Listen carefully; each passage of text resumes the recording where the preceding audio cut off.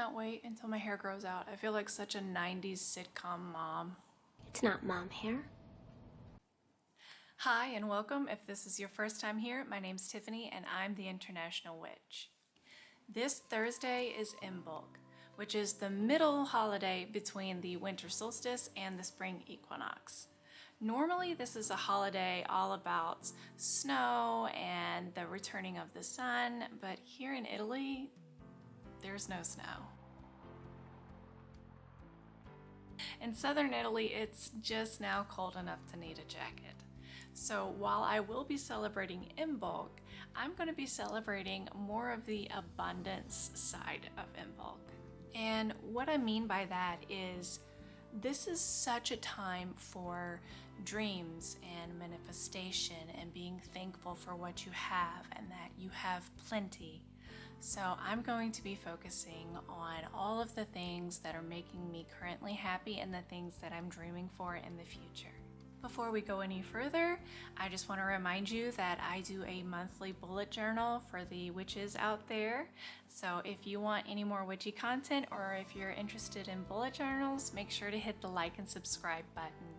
Okay, so first things first, let's make a list for all the things that I need to do before I can do an Imbolc altar.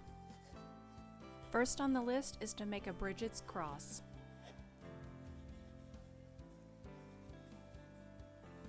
Then I need to clean up a recently thrifted candle holder, dehydrate some orange peels, and hang a Bridgets Bride. So what exactly is a Bridgets Cross? Brigid is of the Celtic Tuatha De Danann and is known as a life-giving goddess, and this includes giving life to creative pursuits. The Bridgets Cross is believed to keep evil, fire, and hunger from entering a home and is usually made from rushes or thin reeds. I am about to go out and collect some stems to make a Bridgets Cross. So of course I'm going to bring my Medusa bag because... Oh, hang on, we're gonna go outside, just hang on. I'll bring my Medusa bag. And I consider these my ritual scissors. I don't actually use them for any crafting. I use them to gather my herbs. I want to go for walkies. TVs.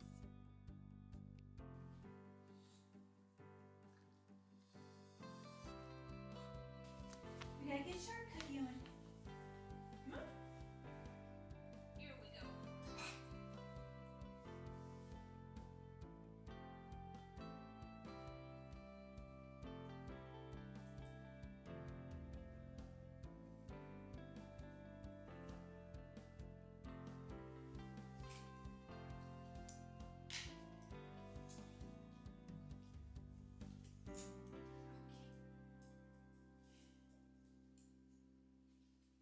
There you go. Okay.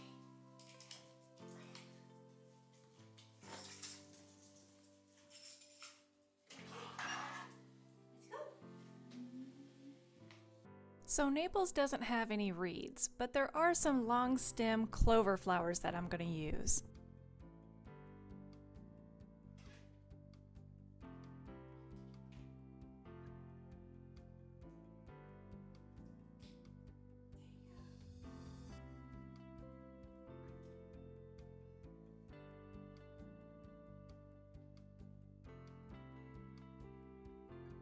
I've muted this section of video because I'm following along with a tutorial on YouTube. The video is from a man named Michael Fortune and is super simple to follow. It doesn't hurt that he has an Irish accent. I mean, you can't get mad at someone when they sound so adorable. I'll make sure to link to his video in the description below.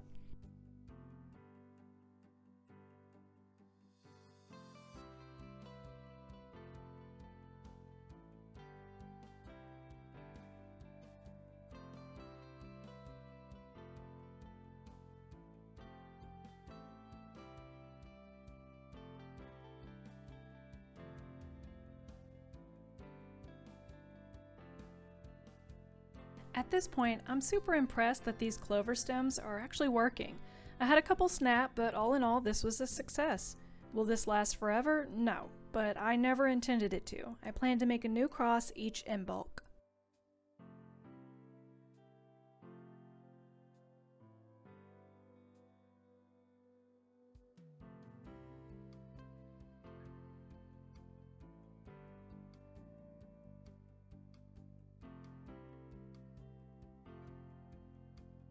Now it's time to tie each end off, and I'm just using some regular twine.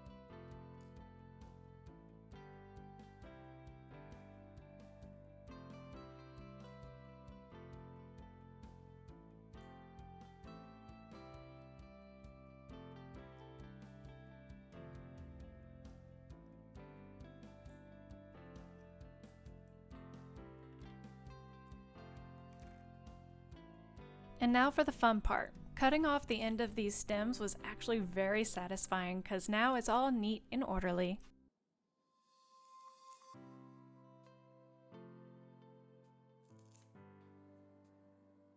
Ta-da! And here's the finished product. What do you think? Well, I can make a Bridgets Cross off of my list. And now on to my number 2, cleaning the brass candle holder. I thrifted this beautiful brass candle holder last week, but it's pretty tarnished. Luckily, you can clean brass with 2 simple ingredients that you probably already have in your cabinets. Some lemon juice, you can use fresh squeezed or you can use already pre-bottled, and some baking soda. Use a plastic container to mix your ingredients. I usually make my first batch in a 50-50 ratio. But go slowly with the lemon juice because the chemical reaction makes a bunch of bubbles. Bubbles.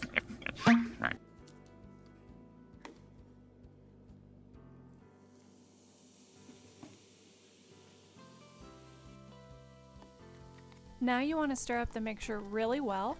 And yes, I am using a chopstick. They are multi-purpose in this household.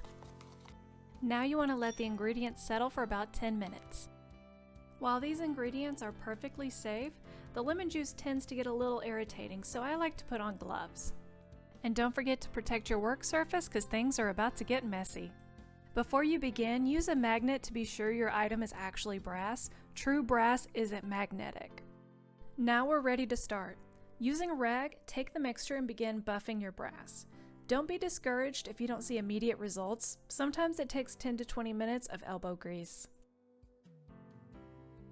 It's already looking so much better, but there's some tough spots that just aren't coming out. So I've added more baking soda to make my mixture more of a paste, and I'm going to apply that and let it set for about 10 more minutes.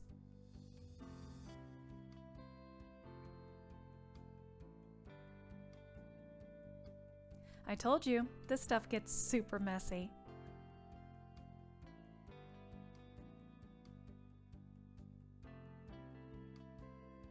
It's kind of hard to show this to you one-handed, but you get the gist of it. Coat that baby up.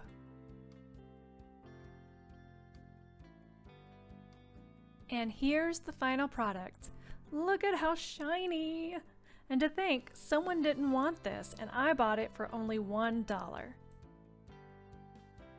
So that takes care of item number 2. Now on to drying orange peels. If you follow me on Instagram, then you know winter is Italy's citrus season. Since oranges are associated with the sun and look like gold, I tend to use a lot of orange peels in abundance magic. Orange peels can last for months if they're dehydrated and properly stored. One of the most important things to remember is to remove the rind with a sharp knife because the rind, the white stuff, is what will make the orange peels mold. Your orange peels should look something like this when you're finished. Spread your orange peels evenly on a baking sheet. Place them in the oven at 200 degrees Fahrenheit for 25 to 30 minutes. Remove them from the oven and allow the peels to cool completely. The orange peels should be good for about 3 months or 6 months if you let them get crispy.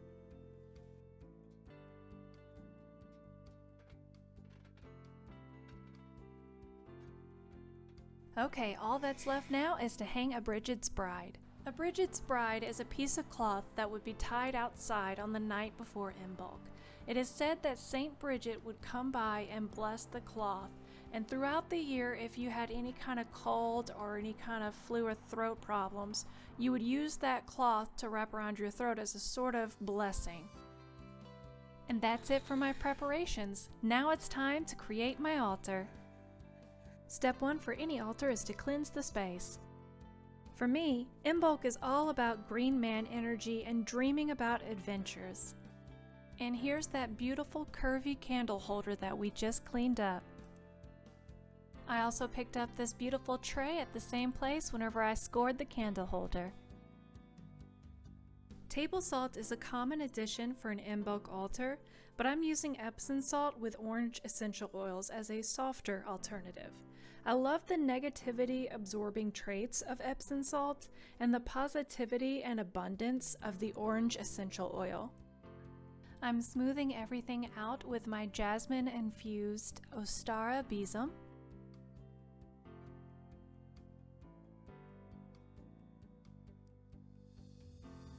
Now I'm adding the Bridgets Cross that we made together earlier.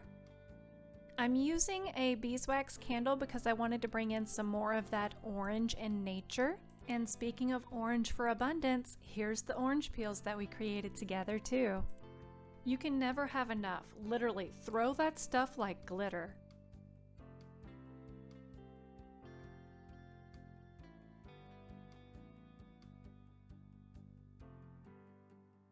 And I always have to include my little sheep for Imbolc. I found a cute little stand for him this year. For more abundance, I'm filling him up with calendula. I'm stuffing him full because I seriously need some abundance, y'all. And here's my finished Imbolc altar. It's simple and to the point, all about positivity and abundance this year. I think my favorite part is the Bridgets Cross that we made together and the wonderful smell of the Epsom salt. It just fills up my living room.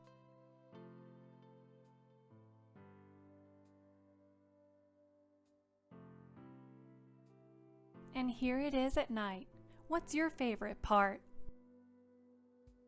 Leave me a comment below and tell me what kind of things you put on your Imbolc altar. I'd love to learn new things to put on for next year.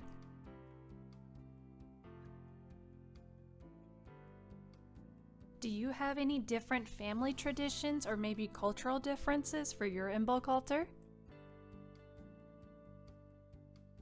I hope you enjoyed today's episode and I hope to see you next time.